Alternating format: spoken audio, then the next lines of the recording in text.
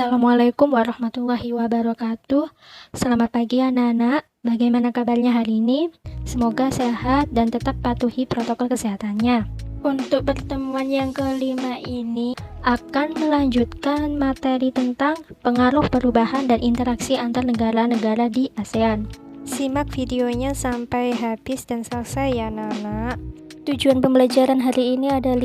Yang pertama menyebutkan pengaruh perubahan dan interaksi antar negara-negara di ASEAN.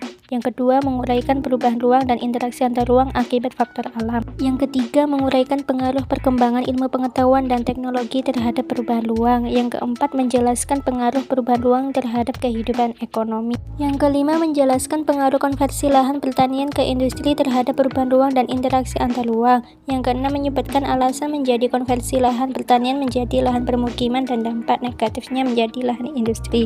Apa aja sih pengaruh perubahan dan interaksi antar negara-negara di ASEAN? Nah, itu terdiri dari 4 macam. Yang pertama faktor alam, yang kedua perkembangan ilmu pengetahuan dan teknologi, yang ketiga kehidupan ekonomi, dan yang terakhir konversi lahan pertanian ke industri dan pemukiman. Perubahan ruang dan interaksi antar ruang faktor alam. Nah, faktor alam ini juga dipengaruhi 3 faktor. Yang pertama faktor iklim, faktor geologi, dan faktor ketersediaan sumber daya alam. Faktor iklim juga dipengaruhi beberapa faktor, yaitu iklim matahari, iklim muson, dan iklim fisis. Iklim fisis ini juga dipengaruhi keadaan fisik suatu wilayah seperti perairan laut, pegunungan, dan daratan. Nah, selain itu juga memiliki pola arah angin berganti setiap tahun. Nah, anginnya itu ada 2, angin muson timur dan angin muson barat. Masing-masing angin ini juga menyebabkan terjadinya musim kemarau dan musim hujan. Nah, iklim yang dipengaruhi tiupan angin muson disebut iklim muson. Yang kedua, faktor geologi yang dipengaruhi oleh kondisi tanah, batuan penyusunannya di bumi. Nah, negara ASEAN ini berada daerah tumbukan antar lempeng. Lempeng di wilayah ASEAN ini diantaranya ada lempeng India Australia, lempeng Sunda, lempeng Filipina, dan lempeng Pasifik. Tidak hanya itu, tumbukan lempeng ini identik dengan kemunculan gunung berapi. Nah, rangkaian gunung di kawasan negara ASEAN ini dikenal dengan Silkum Pasifik dan Silkum Mediterania. Nah, pergerakan lempeng yang bertumbukan ini mengakibatkan terjadinya bencana geologi seperti gempa bumi, tsunami, dan gempa lainnya.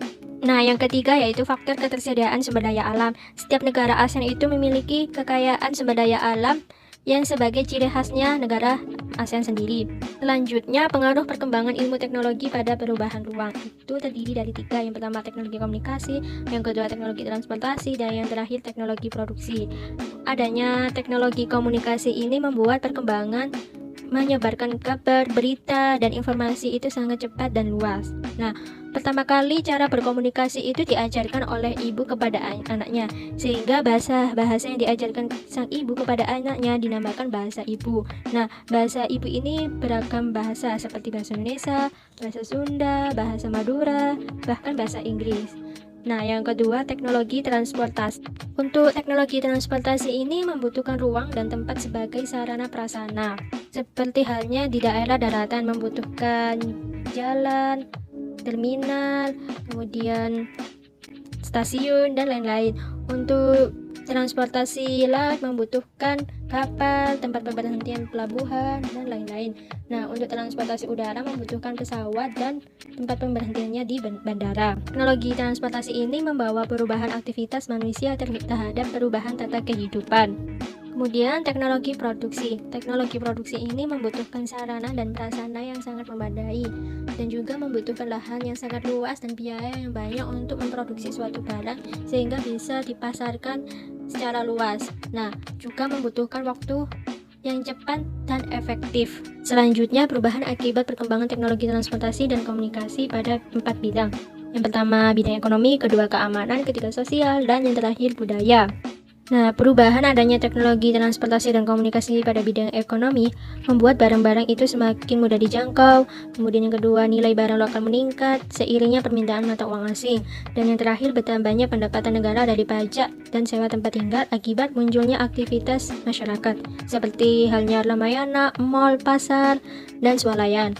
Nah, Yang kedua, perubahan akibat adanya teknologi transportasi dan komunikasi dalam bidang keamanan. Nah, terdiri dari 3. Yang pertama, gangguan kondisi keamanan suatu negara semakin rentan. Yang kedua, narkotika dan obat terlarang semakin mendampak tempat. Dan yang terakhir, jaringan kelompok perusuh antar negara mudah dikontrol. Nah, yang ketiga pada aspek sosial. Nah, terdiri dari maraknya perdagangan manusia. Yang kedua, kerjasama dengan luar negeri itu mudah. Dan yang terakhir, bertambahnya jumlah penduduk waktu singkat. Nah, yang terakhir, perubahan pada budaya itu terdiri dari 3. Yang pertama, perubahan sistem nilai dan tata norma. Yang kedua, terjadi akulturasi budaya secara sadar ataupun tidak. Dan yang terakhir, terjadinya kecenderungan gaya hidup hedonis. Juga konsumtif seperti halnya suka membeli makanan McD, KFC, Ricis, dan lain-lain. Selanjutnya yang C, pengaruh perubahan ruang terhadap kehidupan ekonomi.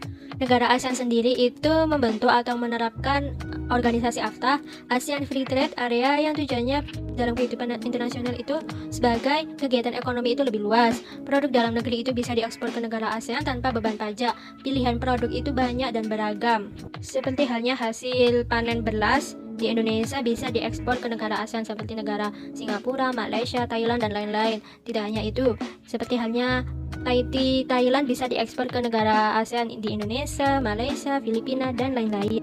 Yang kedua, proses distribusinya pun jangkauannya lebih luas tanpa memakan waktu yang lama dan banyak, dan pengeluarannya juga tidak terlalu banyak. Yang ketiga, terbukanya kegiatan ekspor dan impor produk barang antar negara ASEAN sesuai kesepakatan pihak terkait. Nah, yang terakhir itu berpengaruhnya pada pembukaan lapangan pekerjaan, namun persaingan barang itu semakin ketat dan luas. Maka suatu perusahaan memiliki strategi yang variatif atau yang unik untuk memasarkan barang ini cepat laku di pasar-pasar ASEAN. Selanjutnya yang D, pengaruh konversi lahan pertanian ke industri dan permukiman. Faktor-faktor menyebabkan alih fungsi lahan itu ada 4 macam. Yang pertama, menurunnya generasi muda untuk bertani. Pada zaman sekarang, zaman anak muda atau milenial, sektor pertanian itu tidak dilirik atau dianggap pertanian itu tidak memberikan hasil yang banyak atau maksimal dalam memenuhi kebutuhannya. Maka dari itu, generasi muda lebih memilih sektor lain daripada milih sektor pertanian. Yang kedua, lemahnya regulasi pengendalian alih fungsi lahan. Hal ini membuat para developer itu semakin mudah untuk membangun ruko-ruko, perumahan, dan pusat ekonomi perbelanjaan di wilayah pertanian tanah kosong. Yang ketiga, pertumbuhan penduduk. Hal ini membuat semakin besar mendorong pemenuhan akan kebutuhan tempat tinggal atau pemukiman. Sementara harga tanah ini lebih mahal daripada area pertanian. Maka para developer itu membuat perumahan atau pusat pembelanjaan itu pada area pertanian karena harganya lebih murah.